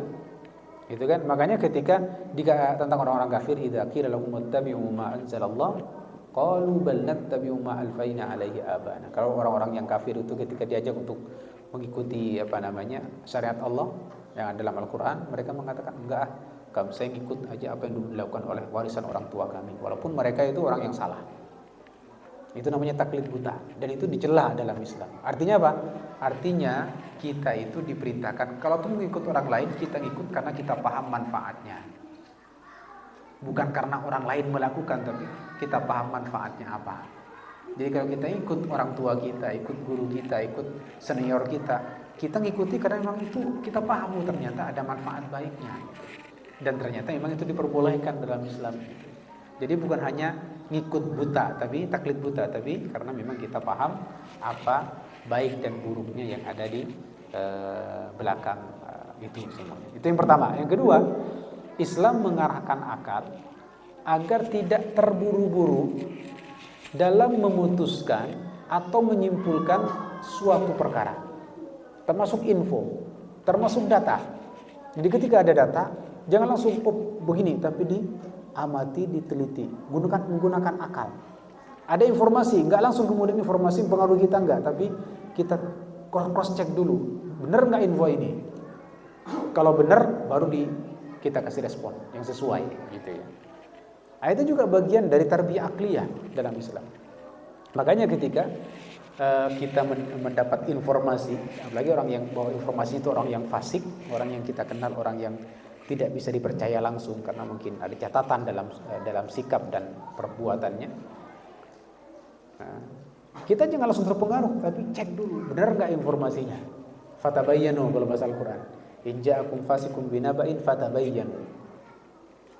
Fatabayyanu. Karena kalau enggak, antusibu qauman bijahalah. Bisa jadi ketika kita tidak cross check, langsung percaya, kita bisa menzalimi orang lain. Tapi ketika cross check, ternyata benar, baru kemudian kita berikan sikap yang tepat. Gitu ya. Jadi kita dimotivasi oleh Islam untuk menggunakan akal, bahkan ketika kita mendapatkan data atau informasi, kita cek dulu kebenarannya. Kemudian yang ketiga, Islam juga mengajak akal untuk terus berpikir. Ini juga bagian dari cara Islam untuk mentarbiyah akal manusia, mentarbiyah akliyah, tarbiyah akal kita. Yaitu dengan apa? Kita dirangsang terus untuk berpikir terus, mentadabburi sunnah-sunnah kauniyah. Sunnah kauniyah. Kayak tadi contohnya, qul siru fil ardi fanzuru kaifa bada'al khalaq. Diperintahkan kita terus berjalan, jangan berhenti. Mengamati terus, diamati terus. Itu kan? Karena Allah mengatakan bahwa Allah ciptakan alam semesta ini tidak main-main, tidak cuma-cuma. Ada hikmah di baliknya. Makanya wa ma khalaqnas samawati wal arda wa bainahuma la'ibin. Tidak main-main kami menciptakan langit. Di situ ada pelajaran, ada ayat gitu ya. Ma khalaqnahuma illa bil haqq. Kami ciptakan langit dan itu dengan hak. Berarti memang ada pesan-pesan di belakangnya. Walakin aktsaruhum la ya'lam. Tapi kebanyakan manusia tidak bisa memahami rahasia-rahasia di belakang alam semesta. Kenapa tidak mampu? Karena tidak menggunakan akal untuk mengamati. Nah, ini cara Islam untuk kemudian mentarbiyah akal kita. Jadi pertama diajak kita untuk menggunakan akal. Nah, jangan menggunakan wasangka tanpa dalil, gitu ya. Dan kita perlu meng-cross check, mengamati secara jeli. Ambil kesimpulannya, baru kemudian kita berikan respon yang sesuai, gitu ya. Kemudian yang keempat, ternyata bagian dari tarbiyah akliyah Islam itu juga apa? Mengajak akal untuk mengkaji, untuk memikirkan, untuk memahami hikmah dan pelajaran dari setiap ibadah yang Allah syariatkan. Jadi kita ketika beribadah itu kita bukan karena asal berbuat, tapi kita betul-betul paham landasannya apa dan paham juga apa hikmah yang ada di ibadah itu. Ketika kita paham hikmah atau tujuan dari ibadah yang Allah syariatkan, maka kita akan melakukannya dengan penuh kesadaran. Karena setiap ibadah kan punya tujuannya. Makanya ulama kemudian menjelaskan tujuan ibadah itu. Bahkan ada satu buku ditulis oleh seorang ulama namanya Syekh Is Abdus Salam. Beliau itu menulis buku namanya Maqasidul Ibadah atau Maqasid al-Ibadah. Jadi tujuan dari ibadah-ibadah yang Allah syariatkan. Ada sholat apa tujuannya, apa hikmahnya. Kemudian puasa apa hikmahnya, kemudian zakat apa hikmahnya. Artinya ketika kita bisa memahami, bisa mengetahui hikmah yang ada di balik setiap ibadah itu, maka ketika kita akan melakukannya, kita melakukan ala nurin minallah. Kita melakukannya karena apa? Tahu hikmahnya, tahu dalilnya, tahu landasannya, tahu manfaatnya. Maka kita akan melakukannya dengan penuh kekhusyuan dan ketulusan dan keseriusan. Kemudian yang kelima, bagaimana Islam mentarbiyah akal kita, itu akal manusia, yaitu mengajak akal untuk memperhatikan, untuk mengkaji sunnatullah yang berlaku pada umat manusia sepanjang sejarah ini. Orang yang baik Allah berikan apa dalam hidupnya, dan orang yang kemudian jahat, orang yang kemudian menentang syariat Allah, ingkar kepada ajaran Rasulullah, misalnya begitu kan, Allah turunkan apa yang mereka alami dalam hidupnya. Nah, itu yang kemudian Allah ajak kita untuk merenungi kejadian itu. Makanya Al-Quran kan menyampaikan pesannya kan pakai cerita juga kan gitu ya. Karena kitabul hidayah bukan hanya perintah saja dan larangan, tapi juga ada cerita. Cerita itu kan mengandung pelajaran. Kenapa kok ada kaum seperti ini yang dialami? Apa sih rahasia? Sebelum mengalami itu apa yang terjadi? Oh, ternyata dia dalam kehidupan seperti ini. Bagi orang yang membacanya dengan penuh keseriusan, maka akan menemukan, bisa menghubungkan antara akibat dengan awalnya, dengan sebabnya. Kenapa kok ada orang yang kemudian dihancurkan oleh Allah? Kenapa kok ada kaum dibinasakan oleh Allah? Apa sebabnya? Oh, ternyata dia begini, rekam jejak hidupnya gitu ya. Itu yang kemudian cara Al-Quran untuk mentarbiyah akal kita. Jadi akal yang kemudian mampu untuk menangkap pesan-pesan Allah Subhanahu wa taala, baik dari ayat yang matluwah tadi yang dibaca Al-Qur'an Karim dan sunnah Rasulullah, termasuk juga bisa menangkap ayat-ayat hikmah, rahasia dan pelajaran dari alam semesta. Termasuk dari kejadian yang menimpa hidup manusia. Gitu. Baik individu ataupun kelompok. Oke. Berikutnya itu tarbiyah ruhiyah tadi, tarbiyah akliyah. Nah, selanjutnya bagaimana cara Islam atau arahan Al-Quran untuk mentarbiyah jasadiyah, baik untuk diri kita atau untuk orang-orang yang kita sedang didik. Kalau kita seorang pendidik atau pembina, pembimbing, mungkin kita mendidik banyak orang. Bagaimana arahan Al-Quran agar yang bisa kita tiru, bisa kita gunakan untuk mentarbiyah jasadiyah dari orang yang kita didik, yang kita bina. Nah, kita renungi dulu tentang ayat ini dalam surat As-Sajdah ini. Allah mengatakan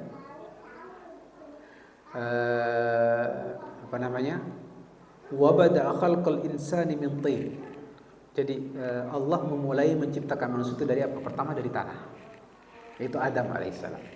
Kemudian dari Adam, kemudian Allah menciptakan unsur dari diri Adam itu yang berupa cairan, di mana kemudian cairan itu nanti menjadi asal penciptaan manusia berikutnya. Yang pertama Nabi Adam dari tanah, tapi untuk yang berikutnya anak-anak Adam dan keturunannya bukan dari tanah tapi dari air kan. Tsumma ja'ala naslahu min sulalatin min ma'in mahin. Gitu kan? Kemudian Allah dari tanah, kemudian dari air itu Allah kemudian ciptakan manusia. Ditiupkan ruhnya. Nah, begitu sudah hidup, apa di sini ayat berikutnya? Wa ja'ala lakumus sam'a wal absara wal afidah. Lalu Allah jadikan bagi kita semuanya, bagi kalian wahai manusia, apa yang Allah jadikan?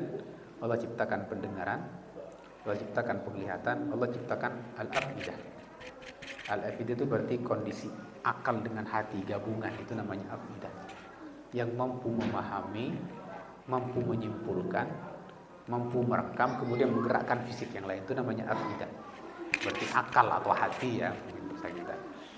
Nah, dari ayat ini bisa kita simpulkan bahwa ternyata setiap manusia yang Allah ciptakan itu dibekali dengan kekuatan ruhiyah, potensi untuk kekuatan ruhiyah. Yang kedua adalah kekuatan akliyah, kekuatan akal, berpikir, kecerdasan, gitu kan. Dan satu lagi kekuatan jasadiyah, karena kan pendengaran dengan penglihatan itu kan adanya di fisik. Kemudian pendengaran dengan mata juga untuk collecting data kan, untuk collecting data. Nanti dari data itu kemudian diolah oleh akal, muncullah pemahaman-pemahaman yang kemudian membentuk sikap kan begitu kan. Maka itu setiap manusia yang lahir itu pasti punya potensi fisik, punya potensi akliyah, memahami dari informasi ditangkap oleh pendengaran dan mata itu, ya. Kemudian juga punya itu pengaruhi ruhiyah, mempengaruhi pemikiran, pengaruhi keimanan segala macam. Gitu. Ini menunjukkan bahwa jasad ternyata juga bagian dari aspek hidup manusia yang juga perlu dididik, perlu ditarbiyah. Ya. Dan bagaimana arahan Al-Quran atau arahan Islam khususnya untuk mentarbiyah fisik kita. Nah, Al-Quran, gitu kan? Pertama adalah secara umum Al-Quran itu mengarahkan kita untuk memperhatikan fisik kita agar fisik itu bisa melaksanakan perannya dengan baik. Karena kan manusia ketika Allah jadikan sebagai khalifatul ard, diberikan amanah untuk mengukurkan bumi itu juga unsur fisik. Unsur fisik. Kalau fisiknya kemudian lemah, tidak terdidik, tidak terbina, maka dia tidak akan bisa mengemban tugasnya sebagai khalifatullah fil ard, kan begitu. Makanya dalam Al-Qur'an itu kan inna aradna al-amanata 'alas samawati wal ard wal jibal fa abaina ay yahmilnaha wa ashfaqna minha wa hamalaha al-insan gitu. Kami sudah tawarkan amanah itu ke langit, ke bumi, ke gunung-gunung gitu ya. Langit kan luas, bumi juga hamparannya luas, gunung juga kokoh berdiri gitu. Tapi ternyata semuanya abai. Abai itu artinya apa? Jadi abai dari bahasa Arab, abai itu artinya menolak, enggan untuk menerima, abai namanya kan gitu ya. Fa abaina, kemudian mereka enggan untuk menerima amanah itu. Ketika tidak dipikul oleh langit, bumi dan gunung, siapa yang amanah itu Allah embankan kepada manusia. Dan manusia kemudian mengembannya. Berarti kan kuat sekali, gunung saja enggak kuat, bumi saja enggak kuat, langit aja enggak kuat mengembannya. Manusia yang kecil mengembannya. Makanya kan perlu kekuatan fisik selain kekuatan ruhi dan kekuatan akli gitu ya. Berarti kan fisik itu perlu dididik, perlu dibina agar kemudian tampil bisa melaksanakan tugasnya dengan baik sebagai khalifatullah fil ard gitu kan. Nah, apa yang Al-Qur'an arahkan? Pertama adalah bagi fisik untuk mengkonsumsi kebutuhan fisik itu, makanan dan minumannya. Jadi asupannya itu diperintahkan untuk diambil dari yang halal dan baik. Itu cara Al-Qur'an, cara Islam untuk mentarbiyah fisik ini agar sehat. Maka berikanlah asupannya, tapi dari yang halal dan yang baik. Yang baik, yang tidak baik itu bisa melemahkan fisik. Yang tidak halal juga sama, bisa melemahkan fisik, gitu kan. Nah, dan juga secukupnya, tidak berlebihan. Itu arahan Al-Qur'an, secukupnya. Sehingga kita temukan ya ayyuhalladzina amanu kulu mimma fil ardi halalan thayyiban. Wahai manusia, makanlah apapun yang ada di atas bumi ini halalan, halal dan thayyib. Tapi wala tattabi'u khutuwatis syaitan, jangan ikutin setan. Nah, dalam mengkonsumsi apa? Mengkonsumsi makanan itu. Apa setan? Kata setan, makan sudah semuanya tanpa batas gitu ya. Bayar 100.000 makan sekenyangnya gitu ya. Kan kayak setan itu kan gitu ya. Padahal kita hanya bisa makan sedikit gitu ya. Jangan israf maksudnya. Makanya di ayat yang lain, kulu washrabu wala tusrifu. Makanlah dan minumlah tapi jangan berlebih-lebihan. Secukupnya. Butuhnya sepiring ya sepiring saja gitu. Jangan 2 piring. Nah, agar fisik ini sehat. Makanya kalau makannya berlebihan, yang ada adalah fisik kita lemah, mudah terserang penyakit. Itu yang pertama. Yang kedua, juga Islam melarang mengkonsumsi sesuatu yang haram. Kembali sama dengan yang tadi sebenarnya. Kalau tadi diperintahkan untuk mengkonsumsi yang halal dan baik, di sini melarang mengkonsumsi makan atau minuman yang haram. Kenapa? Karena yang haram itu bisa berdampak buruk terhadap kesehatan dan kebugaran fisik. Khamar berbahaya, ya. Bangkai berbahaya, kan? Alkohol berbahaya, kan begitu kan?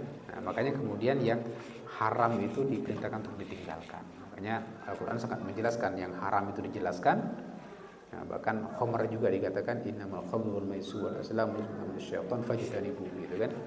Bahkan ketika ditanya tentang khamar, yasalukan al-khamri wal maisir, apa kata Al-Quran?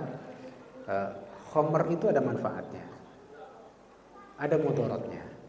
Judi juga ada manfaatnya, ada mudaratnya, tapi mudaratnya lebih banyak dibandingkan manfaatnya gitu. Kan begitu kita arahan Al-Quran Al-Karim. Kemudian yang ketiga, ternyata Al-Quran juga untuk memastikan fisik kita itu sehat, Al-Quran atau Islam itu mencegah kita untuk mengurangi atau mencegah fisik itu untuk mendapatkan haknya yang cukup gitu ya. Jadi nggak boleh dikurangin, karena kalau dikurangin dampaknya lemah, fisik kita akan lemah. Misalnya butuhnya 10, cuma dikasih 1, akan lemah fisik kita. Ya kasih 10. Gitu. Apalagi sampai butuh A, nggak dikasih A.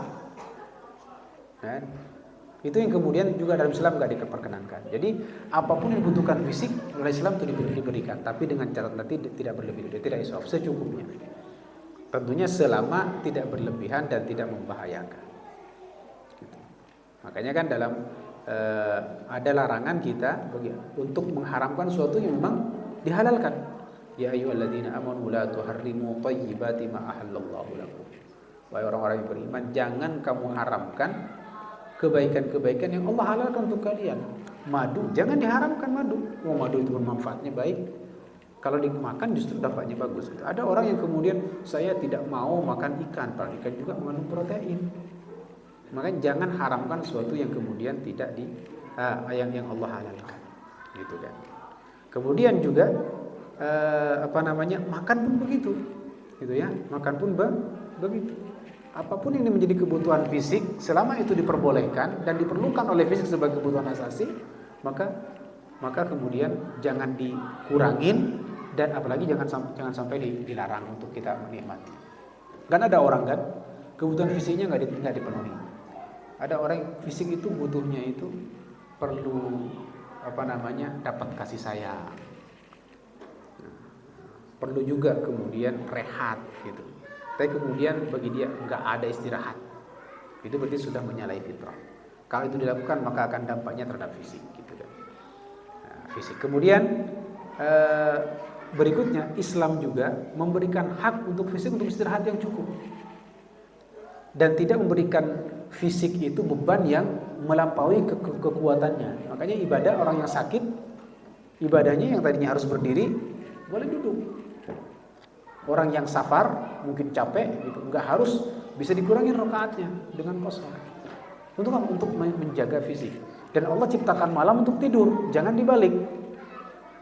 Malamnya begadang, siangnya tidur. Makanya fisik kemudian menjadi butuhnya tidur butuh 4 jam, tidurnya ternyata cuma 1 jam. Nah, itu yang kemudian berdampak kepada fisik kita. Makanya Islam mengajarkan kita untuk memberikan hak tubuh itu dengan baik. Makanya ketika ada seorang sahabat Rasulullah dengar namanya Abdullah bin Amr, ya, itu Rasulullah dengar dapat pengaduan begitu. Abdullah bin Amr itu setiap hari puasa, sepanjang malam qiyamul lail, gitu, sampai istrinya nggak keurus, istrinya nggak disentuh. Istrinya kan mungkin perlu disentuh oleh dia, mungkin dikasih perlu kedekatan, perlu dibahagiakan, makan juga perlu disiapkan cukup, tapi dia sibuk berpuasa sepanjang hari, malamnya sholat. Ya. Ditanya, benar nggak begitu Abdullah? Ya Rasulullah Sallallahu Alaihi Wasallam. Setiap malam panjang, bangun banyak sholatnya. Apa kata Rasulullah? Jangan lakukan. Kalau mau puasa, berbuka juga. Bangun untuk sholat tapi juga tidur, gitu ya. Lalu Rasulullah mengatakan, fa inna di jasadika alaika haqqan. Fisikmu itu punya hak untuk istirahat yang harus kamu berikan. Jangan semuanya bangun untuk sholat, gitu ya. Begitupun nanti matamu itu juga punya hak untuk istirahat tidur. Jangan bangun terus, gitu ya. Bahkan juga istrimu itu punya hak atas dirimu yang perlu kamu tunaikan, jangan diabaikan, gitu. Nah, itu yang kemudian Rasulullah mengarahkan kita agar memberikan hak tubuh itu sesuai dengan kebutuhannya, gitu kan. Jadi itu yang kemudian cara Al-Quran atau cara Islam untuk mendidik fisik kita agar sampai tua pun kita itu sehat, gitu ya, tetap kuat beribadah. Boleh usia itu tua 70, 60, 80 nggak apa-apa, tapi fisik tetap bugar, kan gitu ya, tetap bugar. Oke, nah yang terakhir namanya tarbiyah ijtimaiyah. Ya, tadi sudah ruhiyah, ada aqliyah, ada jasadiyah, apalagi tadi. Nanti ini yang kelima nanti ini ada yang kelima ini ijtimaiyah. Jadi ternyata yang perlu ditingkatkan dari kita sebagai generasi dakwah untuk mengantarkan dakwah ini kepada kejayaan dan kemenangannya adalah kita harus menjadi generasi-generasi yang juga mapan, kuat dari sisi sosial, interaksi sosial. Islam atau Al-Quran khususnya itu sangat memperhatikan pembinaan terhadap kepekaan akhlak sosial. Jadi kita orang mukmin itu harus punya kepekaan sosial. harus punya kekuatan namanya kudrah ijtimai yang juga yang kuat. Gitu kan. Apa saja yang ditetapkan oleh Islam itu sebagai pilar agar kita kemudian mampu menjadi orang-orang yang memiliki kekuatan interaksi sosial yang baik. Berarti kan Islam itu satu, menanamkan dan memupuk rasa cinta pada seseorang terhadap sesama manusia. Kan Islam kan mengajarkan itu, gitu kan. Jadi kita diajarkan untuk mencintai orang lain. Nah, bahkan juga khususnya orang-orang yang satu iman dengan kita, yang satu agama, satu keyakinan, itu lebih khusus lagi. Yang berbeda keyakinan saja kita tetap harus mencintai mereka, tentunya dengan porsinya ya. Khususnya orang-orang yang seagama dengan kita, seakidah dengan kita. Kalau kita perhatikan apa yang Rasulullah ajarkan misalnya, atau Islam, Al-Quran mengatakan bahwa cinta itu atau bersaudara itu menjadi konsekuensi dari iman. Innamal mu'minuna ikhwah, kan begitu kan. Sesungguhnya orang beriman itu adalah orang-orang yang saling bersaudara. Artinya kalau ada orang yang tidak bisa mencintai saudaranya, tetap tidak bisa menghargai saudaranya, berarti imannya sedang lemah. Artinya apa? Cinta kepada sesama orang lain atau bersaudara itu merupakan konsekuensi iman. Dan Rasulullah pasca hijrah ke Madinah itu kan, yang pertama kali Rasulullah lakukan adalah mempersaudarakan antara sahabat Muhajirin dengan sahabat Ansor, dipersaudarakan. Ini Hamzah dengan siapa, Abu Bakar dengan siapa di Ansor gitu. Sehingga kenapa dipersaudarakan? Biar terjadi saling ikatan, keterikatan, kemudian saling membantu dan saling menanggung kehidupan saudaranya. Ta'awun artinya saling membantu, takaful itu saling menanggung kebutuhan saudaranya. Itu Rasulullah lakukan. Selain membangun masjid, juga mempersaudarakan sahabat Ansor dengan sahabat Al-Muhajirin. Bahkan disebutkan di sejarah itu, dikatakan bahwa apa yang Rasulullah lakukan waktu itu, persaudaraan yang Rasulullah buat itu, sampai melebihi ikatan persaudaraan yang sebenarnya. Jadi ada seorang sahabat Ansor itu lebih mengutamakan saudara dari Muhajir dibandingkan saudara kandung dia, sampai segitunya. Bahkan disebutkan juga persaudaraan yang Rasulullah bikin waktu itu juga berdampak kepada hukum waris. Sehingga hukum waris di awal itu ada seorang sahabat mewarisi dari sahabatnya yang dipersaudarakan oleh Rasulullah SAW. Tidak ada hubungan nasab, tidak ada hubungan darah, tapi karena dia dipersaudarakan oleh Rasulullah, dia dianggap sebagai saudaranya dan mendapatkan warisan ketika salah satu wafat. Walaupun kemudian begitu turun hukum waris, kemudian dinasakh. Ya, yang ada cuma saudara yang berhubungan dengan nasab saja. Itu yang pertama. Jadi Islam memupuk dan menumbuhkan rasa cinta di antara sesama manusia. Yang kedua,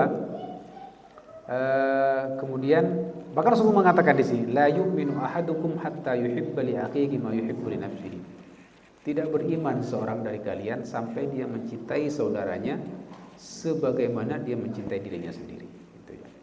Ini juga bagian dari syariat Islam. Yang kedua, untuk menguatkan, untuk mentarbiyah ijtimaiyah itu, Islam kemudian memotivasi kita atau manusia untuk memenuhi kebutuhan masyarakat, atau untuk mewujudkan kemaslahatan sosial. Itu kan dalam banyak hal sangat dimotivasi. Makanya ada konsep ta'awun dalam Islam kan. Ta'awun 'alal birri wat taqwa wa la ta'awun 'alal itsmi wal 'udwan. Saling tolong-menolonglah kalian dalam ketakwaan dan kebaikan. Jadi mungkin bahwa Islam itu memotivasi kita untuk aktif untuk ikut memenuhi kebutuhan masyarakat. Kita ikut berperan untuk mewujudkannya. Atau kita dimotivasi untuk menebarkan kemaslahatan bagi masyarakat umum.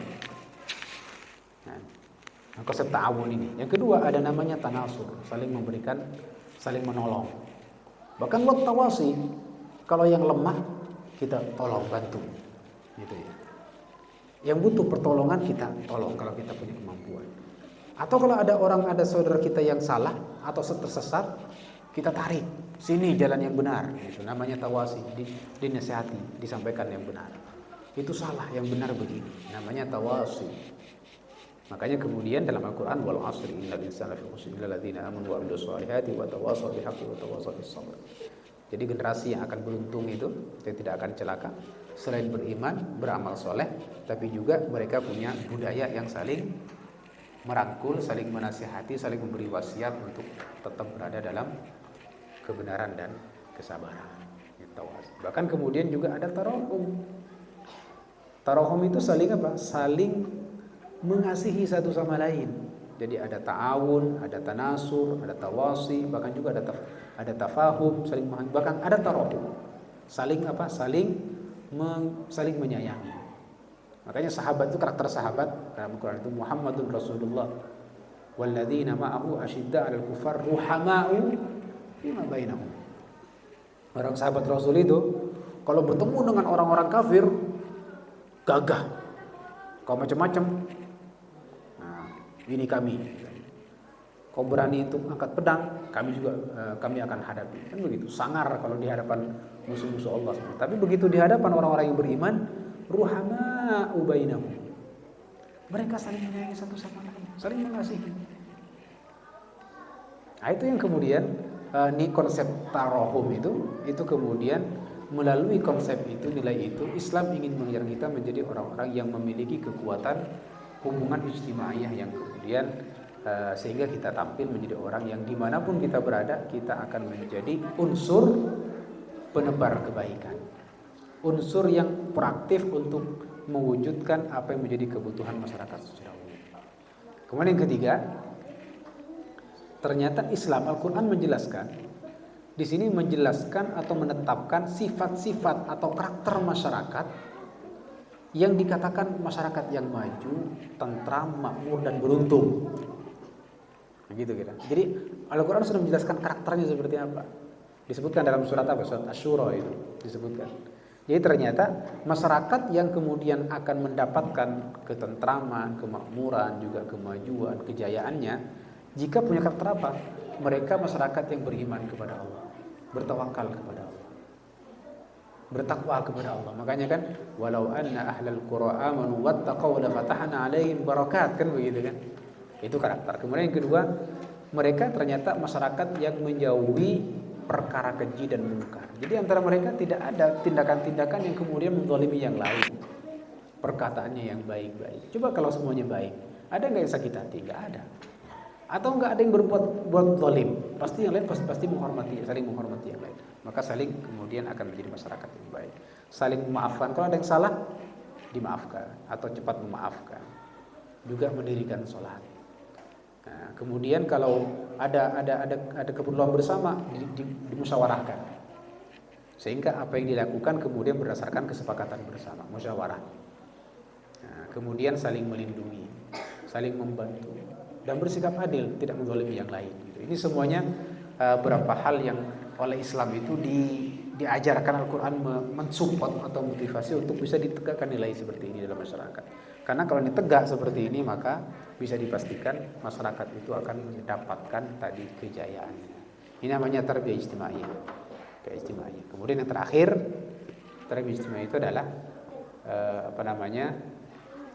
Islam menegaskan bahwa umat itu, suatu umat, satu masyarakat itu akan tetap berada dalam bingkai kebaikan, dalam bingkai keberkahan apabila umat itu berpegang teguh dengan pertama keimanan, yang kedua amal soleh, dan yang ketiga amar ma'ruf dan nahi munkar. Tadi wal asri innal insana lafi khusr itu kan.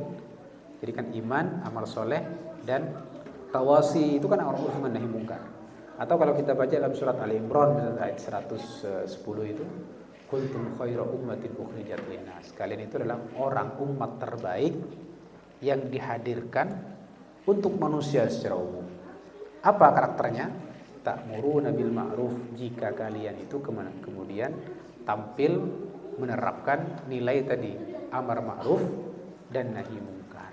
Wa tu'minuna billah, dan beriman kepada Allah. Makanya tadi kan iman, amal soleh, amar ma'ruf, nahi mungkar. 4 hal ini yang kemudian akan mengantarkan kita kepada kemenangan dan kejayaan kita. Apabila generasi dakwah itu seperti yang tadi kita diskusikan, memiliki tarbiyah ruhiyahnya terjaga tinggi, tarbiyah khuluqiyah juga terjaga, ijtimaiyah juga terjaga dengan baik, akliyahnya juga mapan, jasadiyah juga sehat gitu ya. Ditambah lagi mungkin ekonominya juga bagus karena saling mengcover satu sama lain, maka insya Allah generasi seperti itu akan mampu untuk mengantarkan umatnya, bahkan juga mengantarkan Islam ini menuju kemenangan dan at-tamkin tadi, an-nasru wat-tamkin. Dan Ramadan itu dalam sejarah selalu menjadi saksi kemenangan dan kejayaan kaum muslimin, baik dalam kondisi perang ataupun dalam kondisi tidak perang. Ketika Ramadan, makanya Ramadan saat ini kita doakan mudah-mudahan bangsa kita dengan Ramadan ini kemudian betul-betul ke depan bisa meniti jalannya untuk menuju kemakmuran dan kejayaannya. Nah, tentunya kan tadi ya kita rangsang, kita motivasi masyarakat kita untuk mengamalkan nilai-nilai yang kemudian tadi kita diskusikan, dan kita tentunya kita harus aktif juga untuk mendidik generasi kita, anak-anak kita, mungkin murid-murid kita, mungkin keluarga kita, mungkin sahabat kita, menjadi generasi yang tadi mapan secara ruhiyah, mapan secara akliyah, mapan juga secara fisik, dan juga mapan secara khuluq akhlak ijtimaiyah. Itu saja barangkali mungkin diskusi kita di malam hari ini. 1,5 jam kita sudah paparkan. Kalau ada pertanyaan dipersilakan. Barakallahu fikum jami'an. Sallallahu ala sayyidina Muhammad wa ala sayyidina Muhammad.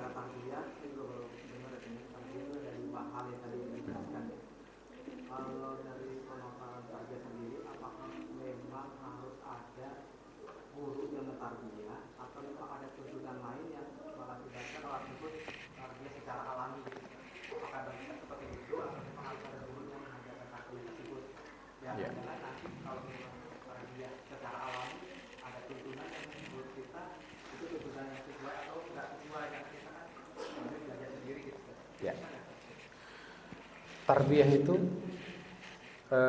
intinya tarbiyah itu adalah interaksi. Sifatnya dia interaksi. Baik interaksi antara mutarabbi dengan murabbi, gitu. Harus ada itu. Gitu ya. Harus ada interaksi. Ya, cuma nanti kan yang menjadi murabbi itu kan ada yang dari manusia, ya, biasanya pembimbing, pembina, guru, syekh, ulama, gitu kan, mungkin orang tua kita. Gitu kan. Ada juga yang kemudian tarbiyah itu langsung dari Allah, tapi melalui alam semesta. Allah berikan dia kecakapan untuk kemudian bisa mempelajari banyak hal dari lingkungan ini, dari alam semesta. Tapi kan tidak semua orang punya kecakapan itu. Bahkan untuk memiliki kecakapan itu kadang-kadang juga perlu dilatih juga oleh pembimbing kita atau oleh guru kita, gitu kan. Tetap perlu dilatih, perlu diarahkan sampai kemudian tampil menjadi generasi yang baik. Sehingga kemudian tarbiyah itu tidak bisa natural, hanya personal individu. Ya. Tidak semuanya. Ada sebagian yang bisa kita lakukan sendiri, disebut dengan tarbiyah dzatiyah namanya. Dan tarbiyah dzati itu biasanya kita lakukan ketika kita sudah terdidik oleh orang lain. Misalnya begini, kita sudah pernah disampaikan oleh guru kita tentang kemudian fadilah berzikir, keutamaan sholat, manfaat sholat, kemudian tentang hukumnya sholat, sampai kemudian kita tahu kalau sholat itu wajib dan manfaatnya seperti ini. Lalu kemudian apa yang kita lakukan? Karena kita sudah tahu, kemudian kita jaga sholat kita perkhusyuk sholat kita, gitu kan? Kita lakukan seperti itu namanya tarbiyah dzatiyah. Tarbiyah dzatiyah itu adalah bisa kita lakukan setelah kita mendapatkan sentuhan atau arahan dari murabbi, dari manusia biasanya. Sehingga tetap namanya tarbiyah perlu orang lain. Nah, ada juga tarbiyah yang nanti akan muncul dengan sendirinya dari tarbiyah. Misal begini, setelah kita diarahkan, kita mulai terus melaksanakan arahan-arahan tadi. Kemudian di tengah perjalanan kita menemukan meningkat kapasitas kita, kemampuan kita meningkat, menemu sendiri di jalan. Itu akan muncul juga seperti itu. Ada orang yang Allah latih dengan langsung dengan cara Allah, misalnya dibikin dia punya masalah hidupnya, masalahnya banyak pelik, tapi Allah kemudian buka pintu dia diberikan kemampuan untuk mulai bersabar, kemudian tiba-tiba dia bisa mengambil pelajaran, dia menjadi orang yang tegar gitu. Tapi kan tidak semua orang punya kemampuan seperti itu. Tetap aja perlu sentuhan yang lain. Dia perlu arahan dari orang lain. Sabar, didoakan, dimotivasi. Aja dia sabar kan, lama-kelamaan dia betul-betul jadi orang yang sabar. Jadi nggak bisa murni dengan sendiri, nggak bisa. Karena tadi bisa salah. Tetap perlu sentuhan-sentuhan yang lain. Makanya dalam bab tarbiyah ini memang kita harus mencari. Nggak bisa kita belajar sendirian. Nah, makanya nanti di akhir dari bab tadi itu dikatakan di sini, di fase ini ada beberapa hal yang diperlukan oleh seorang pembimbing atau seorang guru yang punya sebagai musyrif, sebagai pembimbing atau pengawas dalam program untuk mencetak generasi yang unggul tadi itu. Di antaranya adalah sang pendidik itu atau guru itu dia memiliki pengalaman. Dia orang terlatih dia. Makanya guru namanya, ulama harus ada gitu. Kemudian yang kedua, yang tadi mentor tadi atau pembimbing tadi, selain dia juga senior punya pengalaman yang cakap, yang cukup untuk mencetak atau mencetak generasi yang tangguh tadi, dia juga punya ilmu atau punya punya kemampuan untuk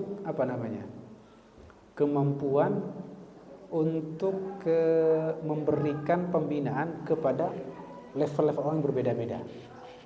Namanya punya hikmah, sehingga dia mampu kemudian orang ini begini cara pendekatannya, orang ini berbeda lagi punya. Dia harus punya kemampuan seperti itu. Ya. Kalau dalam Al-Quran itu atau dalam hadis juga disebutkan tentang pentingnya pengalaman. Nah, bahwa pengalaman ternyata memang menjadi perangkat dalam tarbiyah itu. Rasulullah ketika mendapatkan perintah sholat berapa kali pertama kali? 50 kali. Kenapa kok bisa menjadi 5 kali? Nah, kenapa dia minta kepada Allah keringanan? Setelah mendapatkan arahan dari Nabi Musa alaihissalam, gak mampu makan. Kenapa Nabi Musa mengatakan tidak mampu? Nabi Musa sudah pengalaman menghadapi kaumnya Bani Israel yang super ngeyel begitu ya. Kira-kira umat kamu tidak akan jauh dari umatku, sebaiknya minta keringanan. Itu pentingnya pengalaman. Nabi Musa sudah pengalaman dengan umatnya, kan diutus sebelum Muhammad SAW gitu ya. Betapa sulitnya untuk mengajak manusia untuk beribadah, apalagi sampai sebanyak itu gitu ya. Muncullah pengalaman itu yang kemudian muncul untuk syarat. Kamu sebaiknya minta keringanan. Kan begitu ceritanya. Itulah pentingnya pengalaman. Makanya tetap kita memerlukan pembimbing atau murabbi, pendidik, guru, syekh, ulama. Jadi nggak cukup dengan guru kehidupan. Walaupun betul pengalaman itu the best experience the best teacher gitu ya. Itu mungkin dalam satu hal mungkin. Dan orang yang tidak pernah gagal mungkin tidak pernah mengalami sukses, tidak akan sukses gitu. Jadi harus gagal dulu gitu. Itu pengalaman gitu ya. Tapi tetap ketika kita akan melakukan sesuatu kita perlu dengan orang lain. Kami sendiri.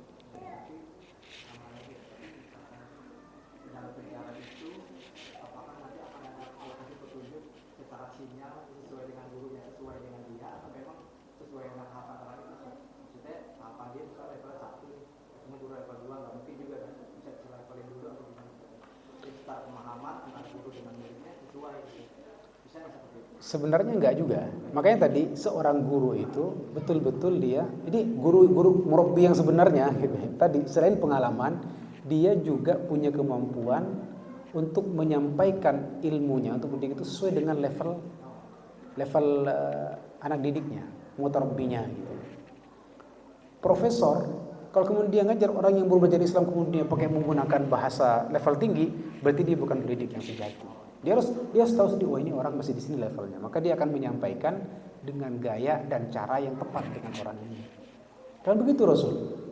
Rasul kalau ketemu dengan orang-orang seperti Umar, Abu Bakar, ya bahasanya bahasa sesuai dengan levelnya. Tapi ketemu dengan orang yang baru masuk Islam, dengan bahasa begitu juga gitu. Jadi anak kecil dengan bahasa anak kecil. Itulah seorang murabbi. Jadi betul-betul bisa memahami siapa objek dakwahnya, siapa anak didiknya, maka gunakan kemudian sarana dan bahasa dan tema yang sesuai dengan kelasnya, dengan levelnya. Jadi tidak harus kemudian saya harus mencari ustadz yang level ini aja dulu karena baru, enggak juga.